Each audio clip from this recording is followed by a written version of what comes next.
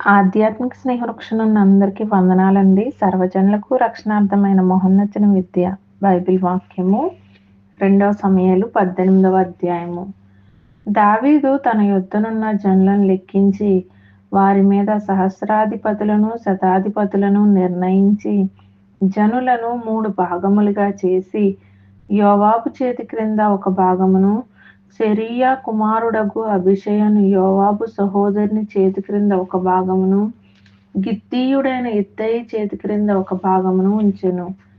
దావీదు, నేను మీతో కూడా బయలుదేరుతునని జనులతో చెప్పగా, జనులు, నీవు రాకూడదు, మేము పారిపోయినను జనులు దానిని లక్ష్యపెట్టరు, మాలో సగం మంది చనిపోయినను జనులు దానిని లక్ష్యపెట్టరు, మా వంటి 10,000 మందితో నీవు సాటి, కాబట్టి నీవు పట్టణమందు నిలిచి మాకు సహాయం చేయవలెనని అతనితో చెప్పిరి.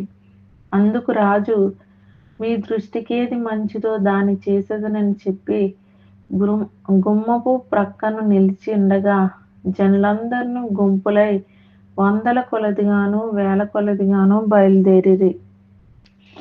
అప్పుడు రాజు యోవాబును అబీషైని ఇత్తయిని పిలిచి, నా నిమిత్తమై యవ్వనుడైన అబ్షాలోమునకు దయచూపుడని ఆజ్ఞాపించెను. జనులందరూ వినుచుండగా రాజు అబ్షాలోమును గూర్చి అధిపతులకందరికీ ఆజ్ఞ ఇచ్చెను. జనులు ఇశ్రాయేలు వారిని ఎదిరించుటకై పొలములోనికి బయలుదేరిన మీదట యుద్ధము ఎఫ్రాయిము వనములో జరగగా ఇశ్రాయేలు వారు దావీదు సేవకుల ఎదుట నిలువలేక ఓడిపోయిరి. ఆ దినమున 20,000 మంది అక్కడ హతులైరి. యుద్ధము ఆ ప్రదేశమంతటను వ్యాపించెను. మరియు నాటి దినమున కత్తి చేత కూలిన వారి కంటే ఎక్కువ మంది అడవిలో చిక్కుబడి నాశనమైరి. అబ్షాలోము కంచెల గాడిద మీద ఎక్కిపోవుచు దావీదు సేవకులకు ఎదురాయెను.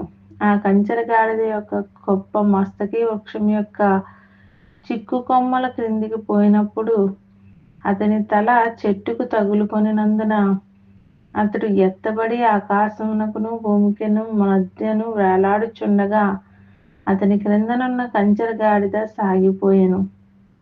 ఒకడు దానిని చూచి వచ్చి, అబ్షాలోము మస్తకి వృక్షమున వేలాడుచుండుట నేను చూచితినని యోవాబుతో చెప్పినప్పుడు యోవాబు, నువ్వు చూచియుంటివే, నేలకూలునట్లు నీవతన్ని కొట్టకపోతివేమి? నీవతన్ని చంపిన ఎడల 10 తులముల వెండియు 1 నడికట్టును నీకిచ్చియుందునని తనకు సమాచారం చెప్పిన వానితో అనెను. అందుకు వాడు, యవ్వనుడైన అబ్షాలోమును ఎవడునూ ముట్టకుండా జాగ్రత్త పడుడని రాజు నీకును అబీషైకిని ఇత్తయికిని ఆజ్ఞ ఇచ్చుచుండగా నేను వింటిని. 1000 తులముల వెండి నా చేతిలో పెట్టినను రాజకుమారుని నేను చంపను. మోసము చేసి నేను అతని ప్రాణమునకు ముప్పు తెచ్చిన ఎడల అది రాజునకు తెలియక పోదు. రాజు సన్నిధిని నీవే నాకు విరోధి వగుదువు గదా అని యోవాబుతో అనగా, యోవాబు, నీవు చేయు వరకు నేను కాచుకొని ఉందునా అని చెప్పి 3 బాణములు చేత పట్టుకుని పోయి మస్తకి వృక్షమున వేలాడుచు ఇంకనూ ప్రాణంతోనున్న అబ్షాలోము యొక్క గుండెకు గురిపెట్టి తన ఆయుధములను మోయువారు 10 మంది చుట్టూ చుట్టుకొని ఉండగా అబ్షాలోమును కొట్టి చంపెను. అప్పుడు జనులను ఇక హతము చేయక విడువవలసినదని యోవాబు బాకా ఊదింపగా ఇశ్రాయేలీయులను తరుముకొని పోయిన జనులు తిరిగి వచ్చిరి.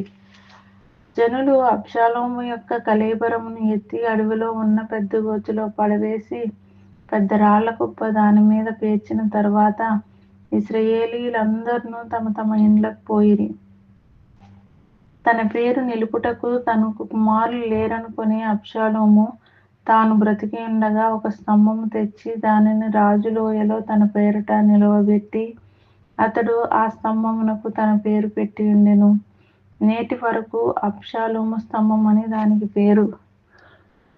సాదోకు కుమారుడైన అహీమయస్సు, నేను పరిగెత్తుకొని పోయి యెహోవా తన శత్రువులను ఓడించి తనకు న్యాయము తీర్చిన వర్తమానము రాజుతో చెప్పెదనగా, యోవాబు, ఈ దినమున ఈ వర్తమానము చెప్పతగదు, మరి ఒక దినమున చెప్పవచ్చును. రాజకుమారుడు మరణమాయెను గనుక ఈ దినమున వర్తమానం తీసుకుని పోతగదని అతనితో చెప్పాను. తర్వాత కూషీని పిలిచి, నీవు పోయి నీవు చూచిన దాన్ని రాజునకు తెలియజేయమనగా, కూషీ యోవాబునకు నమస్కారము చేసి పరిగెత్తుకొని పోయెను. అయితే సాదోకు కుమారుడైన అహీమయస్సు కూషీతో కూడా నేనును పరిగెత్తుకొని పోవుటకు సెలవిమ్మని యోవాబుతో మనవి చేయగా, యోవాబు, నాయనా, నీవెందుకు పోవలెను? చెప్పుటకు నీకు బహుమానము తెచ్చు విశేషమైన సమాచారం ఏదియూ లేదు గదా అని అతనితో అనగా, అతడు, ఏమైనను సరే నేను పరిగెత్తుకొని పోవుదునెను. అందుకు యోవాబు పొమ్మని సెలవీయగా, అహీమయస్సు మైదానపు మార్గమున పరిగెత్తుకొని కూషీ కంటే ముందుగా చేరెను. దావీదు 2 గుమ్మముల మధ్యను నడవలో కూర్చుని ఉండెను. కావలివాడు గుమ్మం పైనున్న గోడ మీదకి ఎక్కి పారచూడగా ఒంటరిగా పరిగెత్తుకొని వచ్చుచున్న ఒకడు కనబడెను. వాడు అరచి రాజునకు ఈ సంగతి తెలియజేయగా, రాజు వాడు ఒంటరిగా ఉండిన ఎడల ఏదో వర్తమానం తెచ్చుచున్నాడనెను. అంతలో వాడు పరుగు మీద వచ్చుచుండగా కావలివాడు పరిగెత్తుకొని వచ్చి మరి ఒకని కనుగొని, అదుగో మరి ఒకడు ఒంటరిగానే పరిగెత్తుకొని వచ్చుచున్నాడని ద్వారపు తట్టు తిరిగి చెప్పగా, రాజు వాడును వర్తమానం తెచ్చుచున్నాడనెను.